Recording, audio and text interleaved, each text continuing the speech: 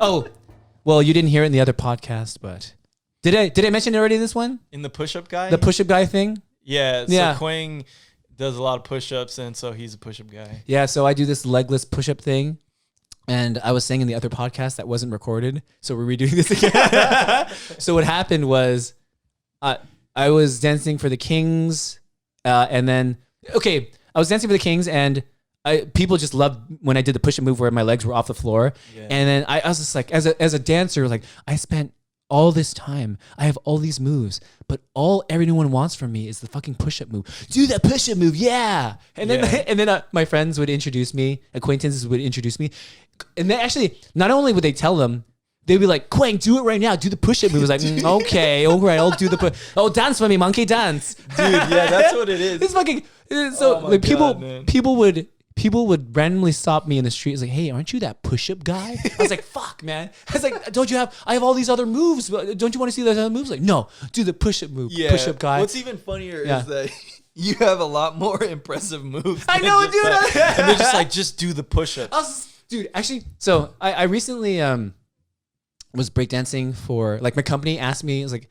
so I posted a video on it. So they highlight an employee each week, and so one of the girls was like, hey, Quang, can you, for the the all hands meeting, could you breakdance? I was like, yeah, sure, I'll practice in small. I actually practiced in this room. I was like, yeah, I'll practice in small spaces because it wasn't a lot. Yeah. So I was just like, you know what? Maybe I'll just. Something that bothers me, I don't know what bothers me. Like sometimes when people ask me to break, I just do the push-up move and that's it. And I'm like, no wonder they keep calling me the push-up guy. That's all I fucking do when people ask me to break. I was like, the go-to move. So I was like practicing it. And then when they asked me, I was like, I thought to myself, like, oh, I'll just do the push-up and windmills and make it easy. And I thought to myself, like, no, Quang. I'm perpetuating this stereotype. No, Quang, this is all your fault. This is why they call you the push-up guy. This is all you fucking do. So I was just like, I'm gonna fucking blow it up. And then so I was like practicing, like, dude, I was like running moves over and over. Dude, it was like we were back at the Warriors where I was rehearsing the routine. Yeah. I kept practicing the moves over and over. I was like, I'm not gonna be called the push-up guy. I'm gonna do fucking everything. And so when I actually did it, when I was just like, dude, I was hella nervous. I was like, because I was putting a lot of pressure on myself. I'm like, no, dude, I'm not the push-up guy. I'm a breakdancer. I'm more than a push-up guy. I'm more than just that one move. And so what happened? Like, dude, I was actually, you know what happened? I knew it was coming. 10 minutes before our meeting, I was practicing in the hallway. And then I'd be like looking around, like, and then I was like do moves in the hallway. It's like, I'm not gonna fuck this up. They're not. Like, I was hella nervous because like the whole company was looking, like our office, the CEO, the higher ups, the people in the Denver office, and then some remote people. Everyone was gonna. They're all there. Everyone was looking, or they were webcamming in. Camera. I was just like, because the thing is like. Everyone, when I got hired, everyone's like, oh, Quang dances for the Warriors. But they never saw me break in person. Oh, yeah, I was like, dude, the expectation is so fucking high. Yeah. If I come out and I'm mediocre, they're going to think I suck. Right? You know what I'm saying? Yeah. It's like, oh, he's a Warriors dancer.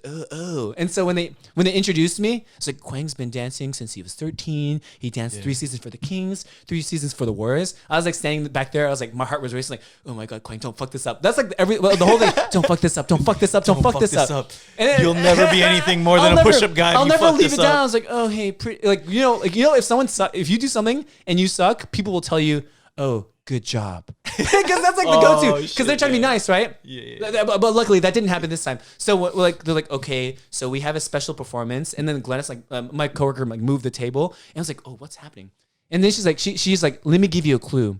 So when I asked this person to perform, he said, sure, I'll do it. I'll practice in small spaces. And then she's like, could you guess who it is? And then like Quang. And it's like, oh my God, it's happening. I was like, you know, like when your professor was like, oh my God, fuck. It's actually more nerve-wracking than some of the Warriors performances we've done. I was like, oh my God, all this pressure, like, oh, the Warriors breakdancer. Oh, he better be good. And so when I got up, like I was walking up, I was like, you guys are making me nervous. Oh my God. And then like I was just like, you know, I had an idea before just to get a reaction by doing nothing. You know what I did? So I just got to the middle. I just walked to the middle. I kneeled down like this, like all dramatic. I unzipped my jacket, this exact jacket, and then I threw it. And then so the jacket, like I was like zipped, and then that itself got hella. It like hits your boss in the face. My boss. Oh, you know what happened? Like when I tossed it, I wasn't even looking. It went over like one of the founding members. It went over his head like this. It narrowly missed his head like.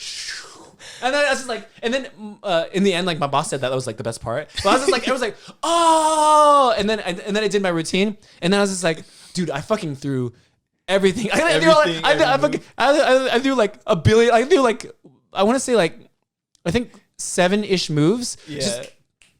And then my boss, like the CEO, like her face was red, like she was like cheering so much. I was like in my body, I was like, yes. I was like, yes. Now get back to work, Quang. Hey, do that. Actually, I ended up doing the push-up move. However, the good part about this story is they just said like, oh, great job, blah blah blah. They loved it, but they didn't say, and I like that push-up move. No one said that.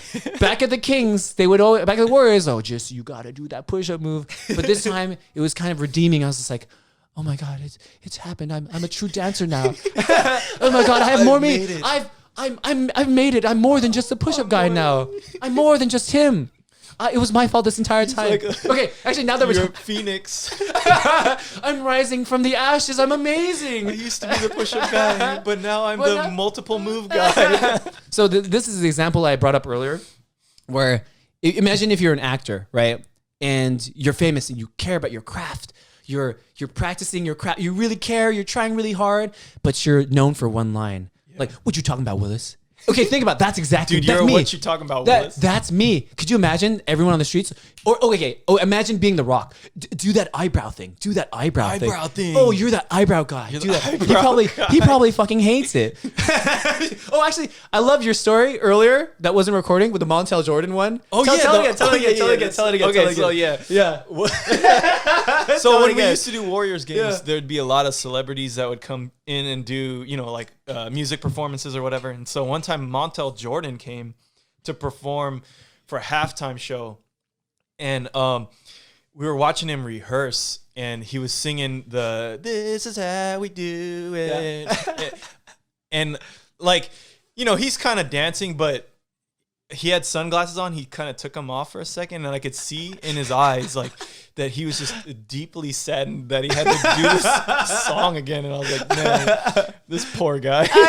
Like, he's been basically performing this song every performance for his entire career, which is like he made the song in like early 90s or whatever. Yeah. And it's like, almost 2020. Like, this is crazy. Just collecting a paycheck. Yeah, dude.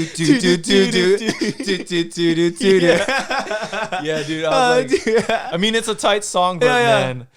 Oh, poor guy. No, that would drive me crazy. Actually, so that's why also he's the push-up guy of music. He's the push-up guy of music. Okay, another story that we told on the other one. So when I was at the Kings, there was this guy. He was the MC at the Kings, and what happened was every time I went out, he would introduce me. He would say this, the strongest arms in Sacramento. I was just like, well, I don't even live here, but okay. So one time he did it. The strongest arms in Sacramento. And I thought to myself, like, no, I'm not going to do the move. I'm going to do the spinning move instead. I have more than just a push-up move. Fuck you. Yeah, I do what I want. And so what happens is, like, after our performance is done, we walk into the tunnel. It's like, hey, Quang, can I talk to you? He pulls me aside. He's like, Quang, when I say the strongest arms in Sacramento, you have to do the push-up move. He did it in a nice way. He's like, you have to do. I was like, he's like, yeah, man. When you started doing spin, I was like, what is this guy doing? Do the push-up move. I was like, fuck. And that's you're not the spin guy. You're the push-up guy. Yeah. What are you doing? Stop trying to break character. Stop trying to break character. Who do you think you are? Why are you trying to show off that you're more versatile than you are? No, stop it. Quit it up. Oh my God. Hey, man. Oh,